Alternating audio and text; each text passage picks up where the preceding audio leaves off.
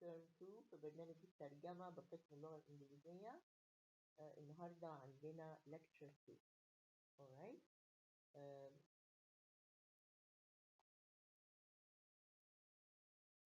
We're going to talk now about sentences with more than one clause. كلمة clause يعني إيه؟ Let me read this first and then we'll explain. A clause is a group of words containing a subject and a verb. يعني ايه؟ انا عندي مجموعة كلمات لازم يكون فيها فاعل وفعل. Many sentences have more than one clause. طبعا يعني في جمل طويلة. I have more than one clause, but each clause has a subject and a verb. You need to know the subject and the verb in every clause. لازم أعرف في كل جملة فين السبجكت وفين الverb. A connector رابط is used to connect two clauses. The connector used depends on the meaning or the relation between the two clauses. الكونكتور اللي بستعمله ده يعني بيختلف، وده بيعتمد على المعنى أو العلاقة اللي بين التو clauses. Number 6 انتوا عارفين يعني there are a number of skills that we do each time we meet. يعني this is skill number 6. In your book, you're going to find that this is skill number 6. طيب. Use coordinate connectors correctly. يعني ايه بقى coordinate connectors؟ انتوا عارفين احنا قلنا every clause has a subject and a verb. And the clause that has a subject and a verb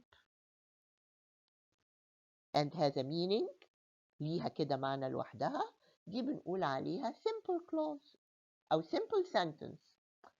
The connector chosen depends on the relation. بيعتمد على العلاقة between the two clauses.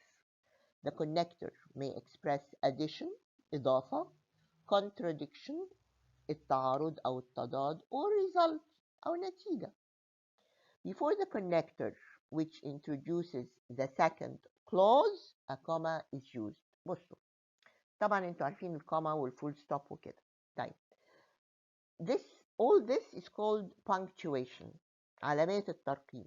Punctuation in English is very important because sometimes it can change the meaning of sentences or the meaning of a whole passage. طيب تعالوا نبص على الجمل دي. Nadia is cooking and Ahmed is cleaning. طيب أنا عندي Nadia is cooking. Nadia is cooking. This is Nadia subject is cooking verb. Ahmed is cleaning برضو. Ahmed subject and is cleaning is a verb. طيب. And you have the connector. Before the connector you have a comma. This is very important. ليه هنا بس بختار and؟ لأن أنا بضيف. نادية بتطبخ وأحمد بينظف. طيب. لكن لما أقول نادية is short but أحمد is tall. خدوا بالكم. نادية is the subject. is ده إيه؟ الفعل. It's the verb. Short, this is the complement of the verb. What completes the verb. اللي بيكمل الفعل. لأن is ده ملهوش معنى. وقلت لكم قبل كده في المحاضرة الأولى إن يعني في الإنجليزي مفيش حاجة اسمها جملة اسمية. يعني ما أعرفش أقول نادية شورت. لا.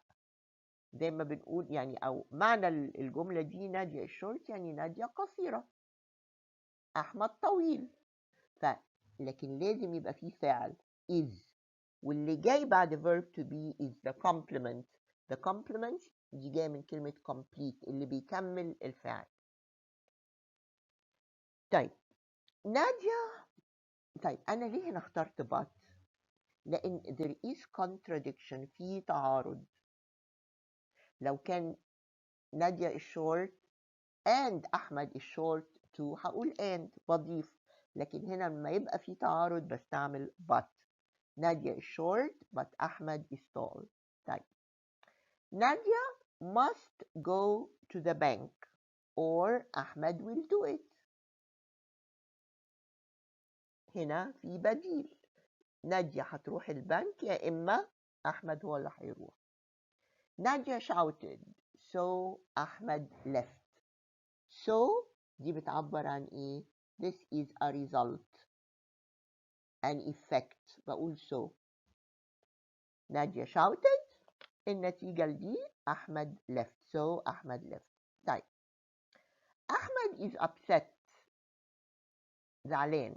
Yet ومع هذا برضو تعارض. He will come back. طيب. Coordinate connectors are and, but, or, so, and yet. خدوا بالكم ان ال coordinate connectors انا بستعملهم مع ايه؟ بستعملهم to connect two sentences that can stand alone. يعني ايه؟ يعني انا ممكن اقول نادية is cooking, احمد is cleaning. نادية is short, احمد is tall. نادية shouted, احمد left. طيب وبستعمل الرابط ده to connect two simple sentences. كل واحدة منهم لوحدها ممكن يبقى ليها معنى. بقول الكلام ده ليه؟ Because we are going to have clauses that may not have a meaning by themselves. ممكن يبقى عندنا بعد كده clauses هنشوفها دلوقتي مش شرط ان يبقى ليهم معنى لوحدهم. They depend on something else to give them meaning. معلش سي دي المفروض انها later ناقصه اي. طيب عندي then, so, later, next. طيب here I need a connector. Only one of those is a connector اللي هي ايه؟ B. So it rained heavily. So نتيجة the electricity went out. طيب تعالوا بقى نعمل exercise 6 on this skill. Each sentence contains more than one clause. Underline the subject once and the verbs twice. Circle the connector and indicate if the sentence is correct or incorrect. انتوا عارفين في الكتاب يعني you have in each exercise you have 10 items, 10 sentences. But in this televised part we only do 5 sentences. In your book you have the exercises and at the end of every unit you have the answer key اللي بيشرح ليه ده صح وليه ده غلط. طيب تعالوا نشوف أول واحدة. يعني the first 2 sentences are done for you. The application should be filled for all courses and culture مادة الثقافة اللي بتاخدوها is a course. طيب فين السبجكت والverb في الجمل دي؟ طيب the application, that's the subject. Should be filled, this is the verb. For all courses, لو انتوا فاكرين من المحاضرة الأولى ده اللي قلنا عليهم a prepositional phrases. And culture أنا بضيف أهو. I have a coordinate connector and بضيف. And culture is a course. Culture subject is verb a course. طبعا دي تكملة verb to be لأن ملوش معنى لوحده كما لو كانت جملة اسمية يعني. طيب number 2. dark clouds subject. fill the sky. fill هي الفعل. but no rain is expected. ناقص كلمة معلش. but no rain is expected. طيب no rain. no rain دي على فكرة هي بحالها كده السبجكت اللي ناقصة كلمة rain هنا. is expected, this is the verb. طيب نشوف نمرة 3. he is trying to buy a car. he subject is trying verb. he is trying to buy a car. he has been looking for one for 3 weeks. أقول إيه؟ الجملة دي صح ولا غلط؟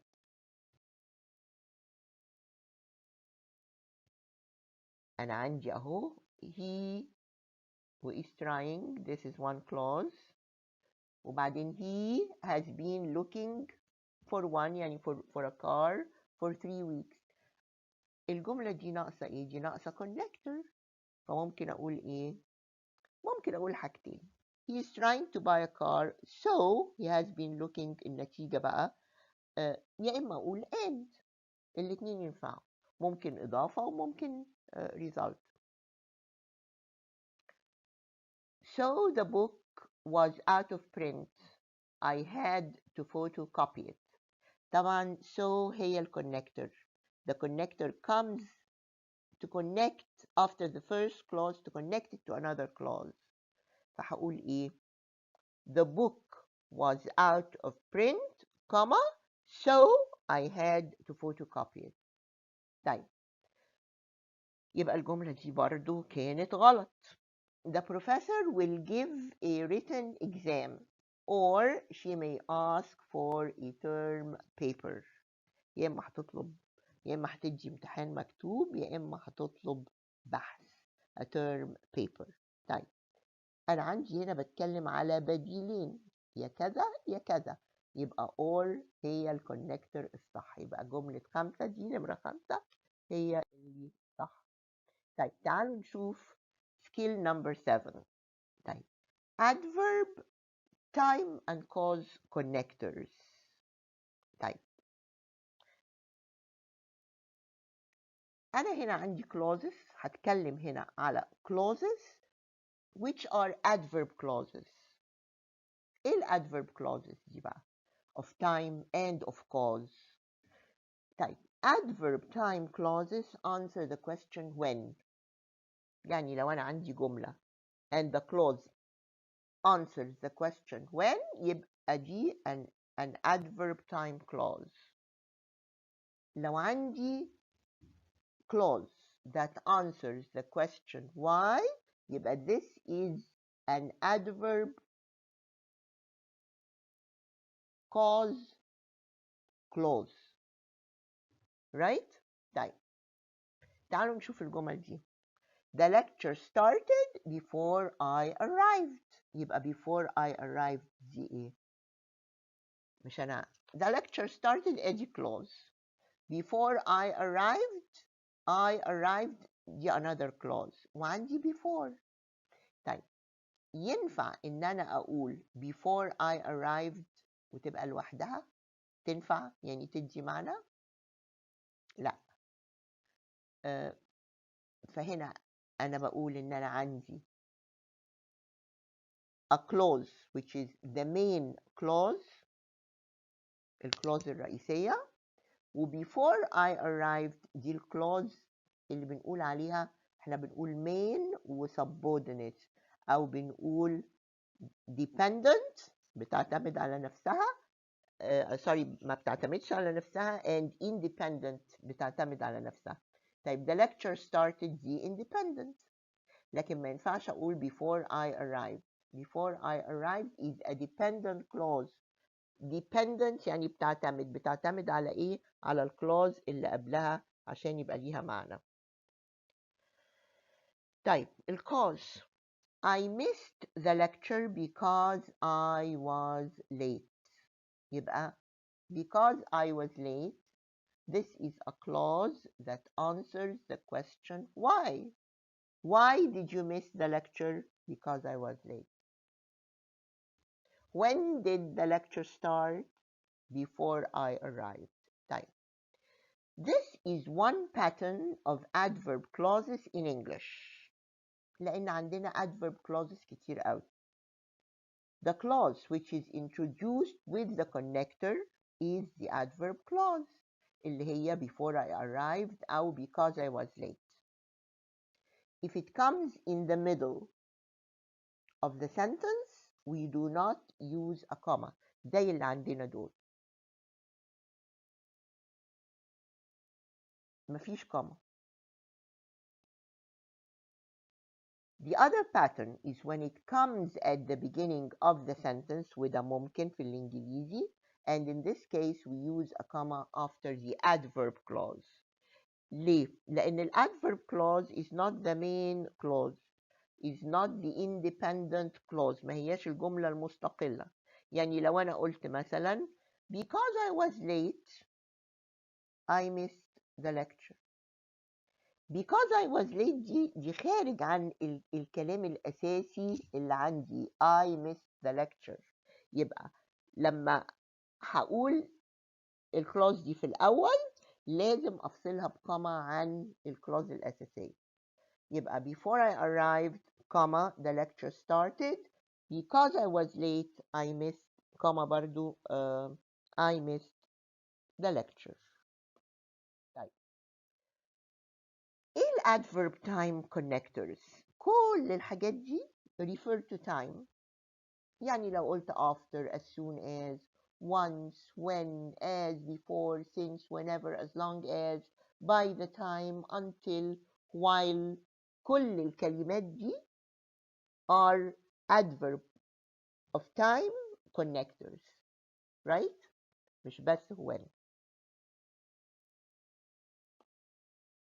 طيب adverb cause connectors as، عارفين ان ساعات نستعمل as بمعنى because. لما اقول مثلا I missed the lecture as I was late. as بنفس معنى because. كل دول بنفس معنى because ممكن استعملهم. as و now that because since و in as much as. Alright? These are adverb cause connectors. طيب نعمل مع بعض exercise 7. Each sentence contains more than one clause. Underline the subjects once and the verbs twice.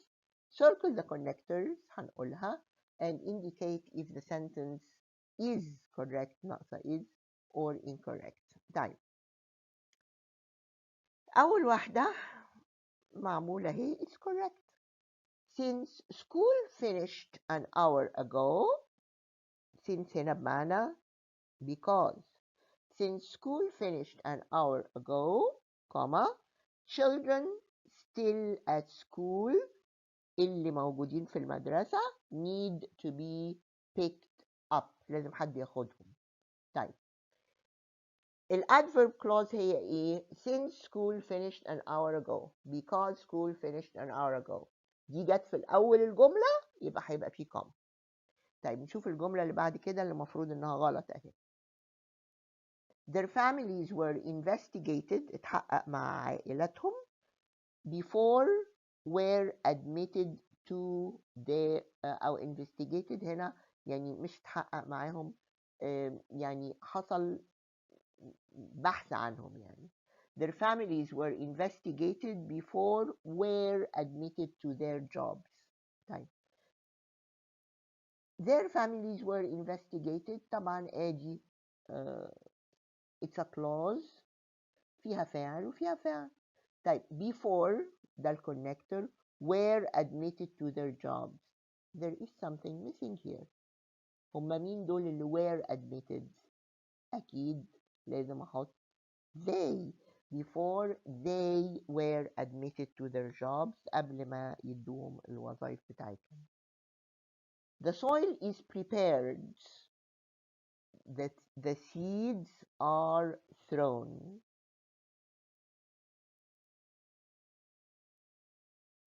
طيب أنا أولا الجملة دي غلط. نشوفها طيب غلط ليه. The soil is prepared وعندي كوما. The seeds are thrown بيبذروا الحبوب بتتبذر يعني. طيب ما دام في كوما يبقى الجملة اللي في الأول دي هي إيه؟ أو الكلوز اللي في الأول دي هي إيه؟ The dependent clause. اللي ناقصة إيه؟ اللي ناقصة connector. طيب تفتكروا إيه بقى يعني الكونكتور هيبقى هنا؟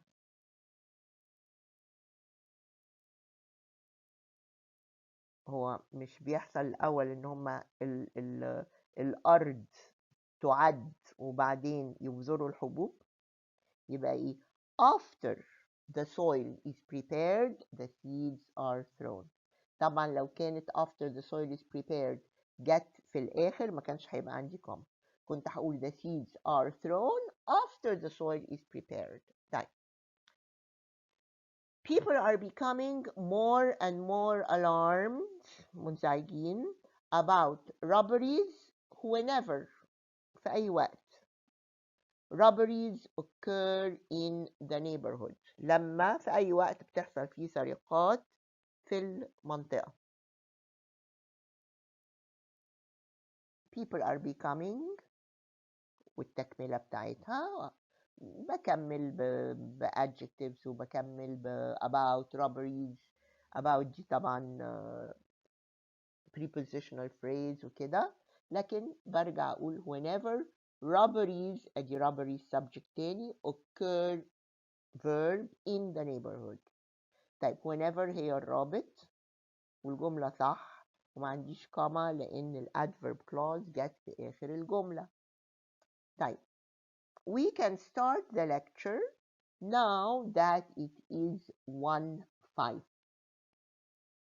Now that يعني because it is 1:05. طيب لو كنت قلت now that it is 1:05 يبقى لازم أحط كوما. We can start the lecture. Alright. طيب نشوف 8. Other adverb connectors. طيب the adverb clauses are not only cause and time. There is place, there is manner, there is condition, there is contrast. ودي بتبتدي برضو يعني these show أو these connectors show the relationship between the two parts of the sentence. The relationship بتبقى الحاجات دي بقى يعني contrast ولا condition ولا manner ولا whatever. تعالوا نقرا كده. Besides time and place, the adverb connectors also express a number of other ideas. مش انتوا عارفين ان احنا بنقول ظرف الزمان، احنا عندنا ظرف الزمان وظرف المكان. لا في حاجات الظرف ده بقى اللي هو الادفيرب، في حاجات تانية كتير. Adverb connectors also express a number of other ideas, such as contrast, condition. انتوا خدتوا اكيد بتفتكروا دي دايما حاجه اسمها الconditional sentences الشرط. manner and place. طيب besides بصوا اللي فوق دي besides time and cause اللي هم خدناهم في الثانيه. في بقى برضو manner and place دي غلطه معلش. All adverb clauses have the same pattern نفس التركيبه دي as time and cause clauses. يعني if the adverb comes at the beginning of the sentence there is a comma in the middle. If it comes in the middle of the sentence there is no comma. يعني هقول ايه؟ Although I was late, the contrast. Although I was late. مع اني كنت متأخر. I attended the meeting. الادفيرب clause جت في الأول لأنها مش الأساس بقى فيه comma. إذا جت في الوسط no comma. I attended the meeting although I was late. Alright? طيب نشوف المثال ده. You will pass the exam. You will pass the exam. ادي عندي اهو جملة من فاعل وفاعل ومفعول كمان. You will pass the exam provided. Provided يعني on condition بشرط.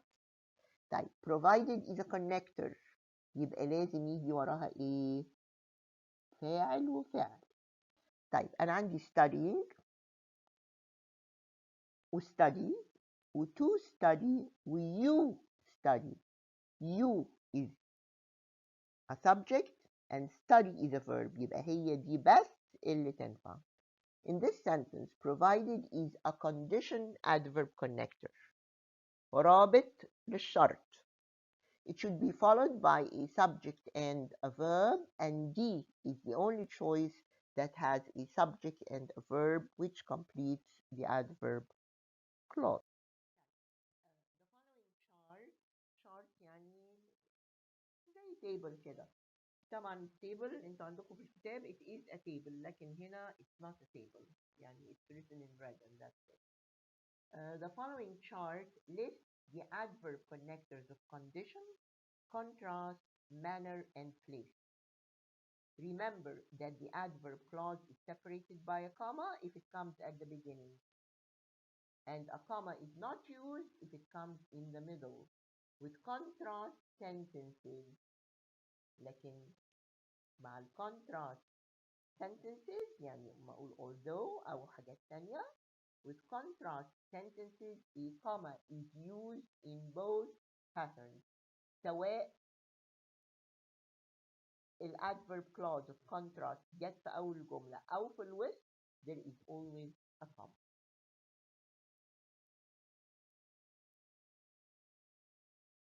طيب condition،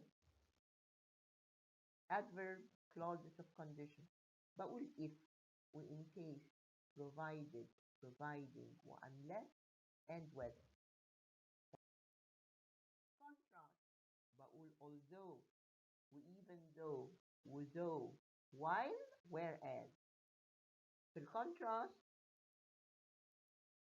جملة الادفيرب أو the adverb clause جت في الأول جت في الآخر، there is always a comma to separate it from the independent clause in our sentence. طيب manner بقول as و in that place where أو wherever. Note, a comma is often used in the middle of the sentence with a contrast connector. ما ننساش ده. يعني ما أقول the Smith family arrived at 2 while the Jones family، ده while هنا خدوا بالكم and while يعني ما أقول مثلا she was studying while I was reading. while I was reading هتبقى time connected while، لكن هنا بقول يعني دول وصلوا بدري whereas أو while بنفس المعنى. whereas أو while the Jones family arrived an hour later. but while هنا معناها تضاد. alright. طيب نعمل exercise 8 مع بعض. Each of the following sentences contains more than one clause. Underline the subject once and the verb twice. Circle the connectors and indicate if the sentence is correct or incorrect. Type. You cannot get the job. You cannot get فعل وفعل if you have no experience. If is a condition connector you subject to have verb. الجملة دي صح. طيب the captain gave strict orders. أعطى أوامر مشددة. The sailors did not obey. طبعا الجملة دي مفيش فيها connect.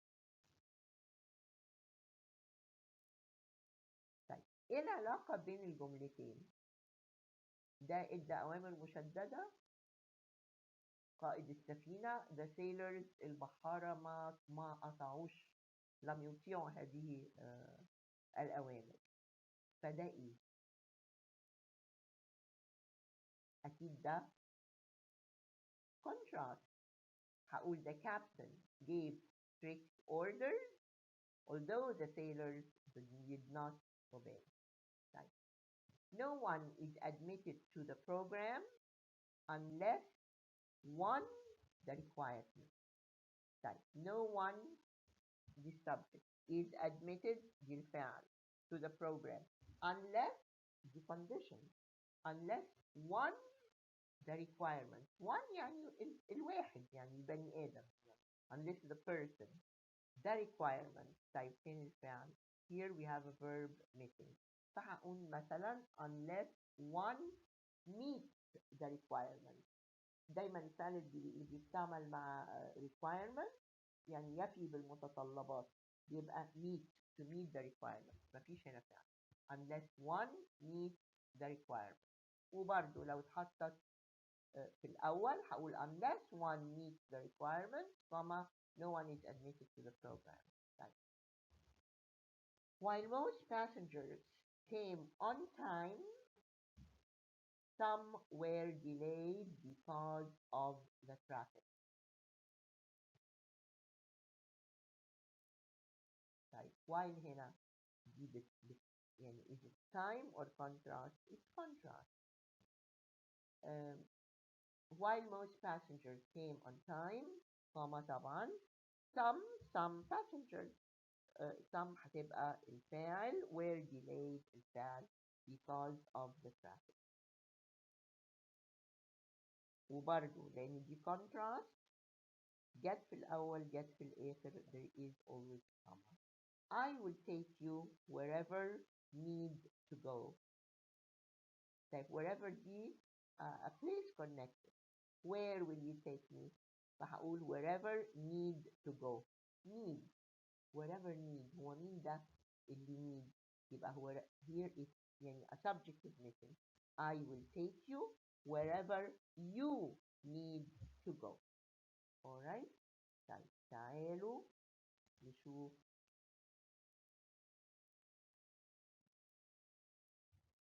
السلايد اللي جاية. More sentences with more than one clause. طيب a clause is an adverb. It functions as an adverb. هو الادفيرب ده بيعمل ايه؟ طيب the adverb adds to the verb. It qualifies بتوصف الفعل. طيب ايه الفرق بين الادفيرب والادجكتيف؟ the adverb qualifies تصف a verb while the adjective qualifies a noun. يبقى أنا بقول يعني لو حاجة بتضيف للفعل it's an adverb clause. بتضيف لاسم it's an adjective clause. It is a noun clause if it functions as a noun. لو كانت الكلاوز بتعمل كاسم يبقى هقول عليها noun clause. يبقى أنا عندي adjective clause, adverb clause and noun clause. طيب الnoun clause الnoun ده بيبقى إيه عندي؟ الnoun يا إما بيبقى subject يا إما بيبقى object يا إما زي ما عرفنا في المحاضرة الأولانية لما بيبقى عندي prepositional phrase بيبقى noun object of the preposition. طيب ممكن الnoun يبقى كلمة وممكن يبقى phrase يعني مجموعة كلمات من غير فعل ولا فاعل وممكن يبقى clause. alright طيب a noun an adverb or an adjective can be just one word, a group of words without a subject or a verb اللي بنقول عليها phrase, or a group of words with a subject and a verb اللي بنقول عليها clause. نيجي بقى للnoun clauses and noun clause connectors. دايما في connector. طيب a noun أنا لسه قايله لكم الكلام ده قبل السلايد. A noun is either a subject or an object of the preposition. A noun clause is a clause that functions as a noun. يعني ممكن بدل ما يبقى عندي كلمة واحدة ممكن يبقى عندي clause. السبجكت بدل ما يبقى كلمة ممكن يبقى phrase وممكن يبقى clause والobject نفس الحكاية. تعالوا نشوف. A noun clause is a clause that functions as a noun. بيشتغل شغلته بيؤدي وظيفة الnoun. It is therefore either a subject, an object, or an object of a preposition. يعني لو قلت مثلا I know where he lives. I subject no verb. He subject lives verb. وعندي where هي الكونكتور. طيب لو انا بقول I know، افرضوا ان انا بقول I know دي address، مش دي address دي هتبقى العنوان، مش دي address دي هتبقى object. طيب بدال الأوبجكت اللي هو كلمة واحدة أنا قلت I know where he lives، يبقى where he lives دي على بعضها this is an object right. فلأنها clause هقول it's a noun clause object. I am not concerned مش مهتمة about where he lives. طيب مش about دي is a preposition، يبقى where he lives. ما أنا ممكن برضه أقول I am not concerned about him، مش him دي هتبقى object of the preposition بدلها، أو I'm not concerned about the address بدلها أنا حطيت where he lives connector subject he lives verb. يبقى where he lives the noun clause and it is the object of the preposition. Where he lives is not important. طيب where he lives على بعضها كده دي الفاعل بتاع الفعل اللي هو is والتكملة بتاعته not important. يبقى the noun clause here in this sentence اللي هي where he lives it's the subject. يبقى where he lives is not important. زي بالظبط ما كنت هقول the address is not important. the address كلمة واحدة، لكن where he lives دي clause لكن هي برضو subject زي the address. يبقى هقول where he lives is a noun clause and it is a subject. Where changes the clause he lives into a noun clause that occupies the position of either an object or an object of a preposition or a subject. where he lives دي مرة استعملتها كفعل ومرة استعملتها كأوبجكت. where he lives is not important أنا هنا استعملتها كفاعل. I don't know where he lives استعملتها هنا كمفعول. و I'm not concerned about where he lives. about is a preposition يبقى where he lives is object of a preposition. طيب do not confuse متلخبطوش clause connectors common to both noun and adverb clauses. يعني ما نلخبطش الكونكتورز اللي هي ممكن نلاقيها في adverb clause زي where و when وممكن نلاقيها في noun clause. هنا يعني أنا بشوف الكلاوز دي محطوطة في مكان إيه؟ لأن ممكن برضو نفس الكلمات دول where و when ممكن استعملهم في adjective clauses وهنشوف لما نتكلم عن adjective clauses. يعني لو أنا بقول مثلا this is the house where he lives. طيب مش where he lives دي بتوصف كلمة house اللي هي noun يبقى هقول it's an adjective clause. أنا بشوف الوظيفة اللي بتؤديها الكلوز دي. إذا كانت noun هتبقى noun، إذا كانت adjective هتبقى adjective، إذا كانت adverb هتبقى adverb. طيب always consider the position of the clause. اخد بالي من مكان الكلوز whether it occupies the position of a noun in the sentence or the position of an adverb adding to or qualifying the verb. لأن يعني the adverb adds to or qualifies the verb أو إذا كانت noun. طيب إيه بقى noun clause connectors؟ اللي هي what when where كل دي connectors. why how whatever whenever whether if وذات. طيب noun clause as object. لما هقول I know subject and verb. What you did. What is the noun connector? You subject, this verb. طيب noun clause as subject. What you did was wrong. Alright? يبقى what you did this subject بتاعت was wrong. و I know الobject بتاعها what you did. Alright? طيب نعمل مع بعض exercise 9. برضو هنعمل نفس الحكاية. Underline the subject and the verb. طيب when the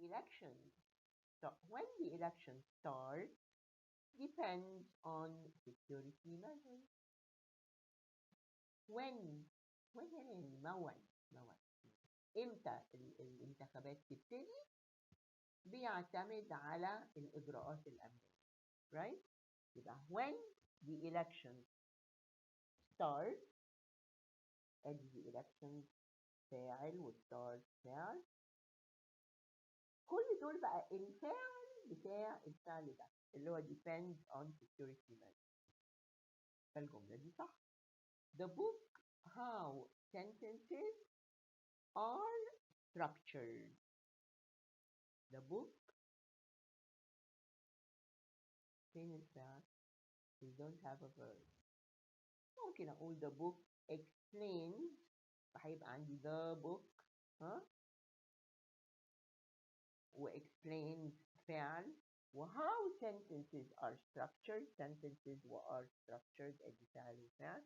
how sentences are structured هتبقى المفعول بتاعها يعني هيبقى عندي هنا noun clause object. طبعا في الكتاب انتوا عندكم الحاجات دي مشروحه في الكي في الكي answer. The captain will decide. The captain اهو الفاعل will decide هيقرر if the player is included in the team. اذا كان اللاعب ده هيضموه للفريق. طيب مش انا هنا بقول what will the captain decide؟ يبقى الإجابة هتبقى إيه؟ object مفهوم. The captain will decide فعل وفعل أهو if the player is included in the team. دي الأوبجكت اللي هو هنا بدل ما يبقى كلمة ولا phrase ولا بتاع هو هنا clause. It's the correct sentence. She refused to submit تقدم a complaint شكوى could not be understood by her boss.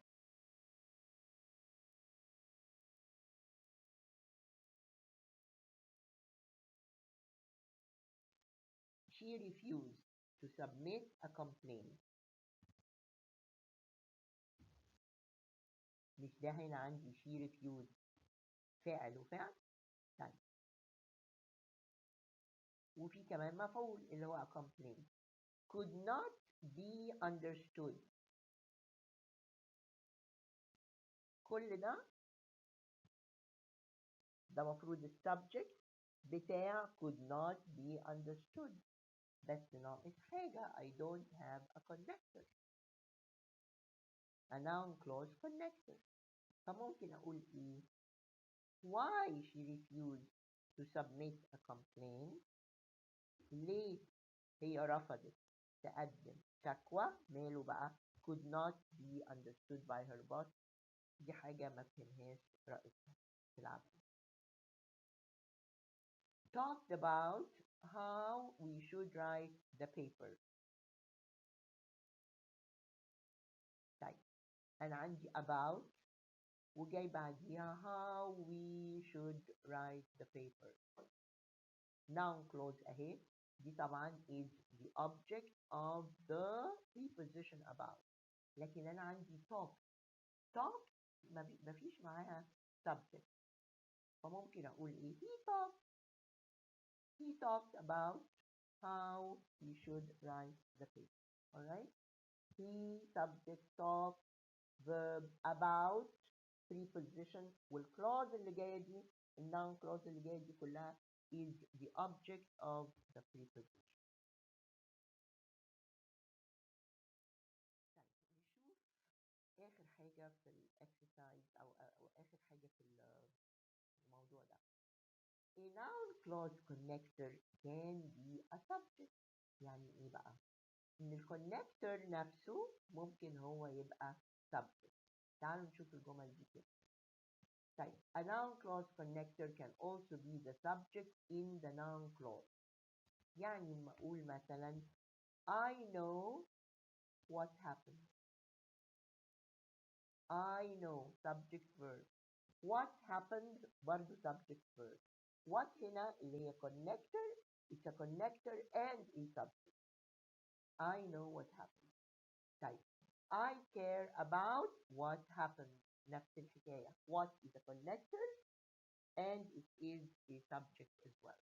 The word what is the connector that joins the two clauses, and it is the subject of the noun clause, which is object of the preposition. What happened must be revealed. طيب must be revealed دي الفعل. يبقى أنا عايزة subject.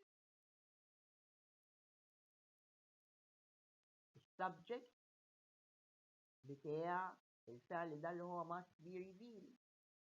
what happened لازم يبقى عندي اهو happened is a verb. يبقى what غير انه connector it is the subject of الclause دي اللي هي what happened. What is the subject of the noun clause which is the subject of the verb. يعني what happened دي clause it is the subject of the verb must be read.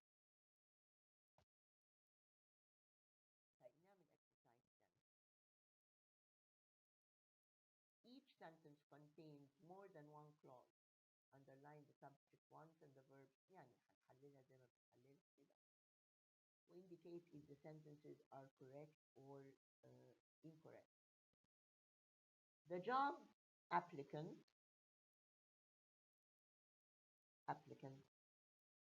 ده مفروض الفاعل subject was able to reply to whatever was asked. To reply to whatever was asked. يجاوب على whatever was asked. طيب whatever is subject and connector and was asked is the verb. وكلها الclause دي whatever was asked the object of the preposition to. She should find out what the cheapest laptop is. What the cheapest laptop مش دي كلها يعني what هنا هي السبجكت. طب فين الفعل؟ ممكن أقول مثلا she should find out what the cheapest laptop is. إيه أرخص لابتوب؟ فطبعا الجملة غلط لأن مش ناقصة الnoun clause what the cheapest laptop إيه ناقصة فعل. The students were upset about طيب the students were upset أهي خلاص فعل وفعل. About the preposition. About what was added to the exam. طيب what was added ادي what هي connector و subject was added الفعل to the exam to preposition the exam object of the preposition. يبقى الجملة دي صح. whoever wants to go on the trip يبقى whoever هي subject وال connector. wants to go هي الفعل. on the trip دي prepositional phrase كده. during the weekend برضو during the preposition the weekend object of the preposition. paying at the office. paying دي ما هياش فعل whoever wants to go on the trip during the weekend, paying at the office. لازم أقول إيه؟ should pay at the office. فعلا تبقى should pay at the office. Alright? طيب. The lady was unable to know.